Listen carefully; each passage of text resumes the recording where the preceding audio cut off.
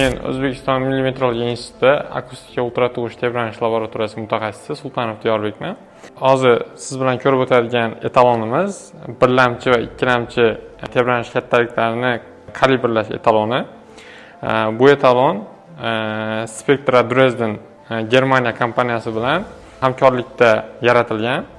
Ushbu etalonimiz yordamida tebranish datchiklari, vibrometrlar, vibrokalibratorlarni juda yuqori aniqlikda kalibrlash imkoniyati mavjud.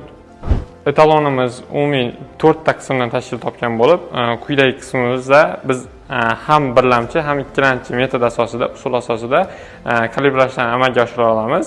Bu qismimiz SI09, buni diapazoni 0.2 Gz dan yuqori Gzlargacha, ya'ni 20 kHz gacha bo'lgan o'lchash diapazonida yuqori aniqlikni ta'minlay oladi.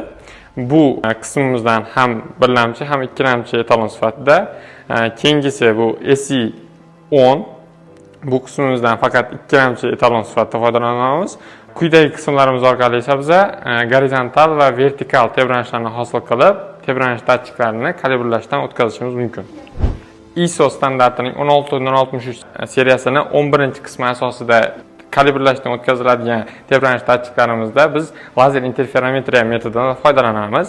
Bugungi kunda ushbu metod asosida O'zbekiston Milliy metrologiya instituti tebranish laboratoriyasi APMP va Euromet mintaqaviy tashkilotlarini asosiy solishtirishlarda ishtirok etmoqda. Xususan, ayni kunlarda APMP AUF VK5 asosiy solishtirishlari O'zbekiston Milliy metrologiya institutida amalga oshirilmoqda. Xususan, tebranish laboratoriyasi 2024-yilda Qamet mintaqaviy tashkiloti doirasida dastlabki baholashdan muvaffaqiyatli o'tkazilgan.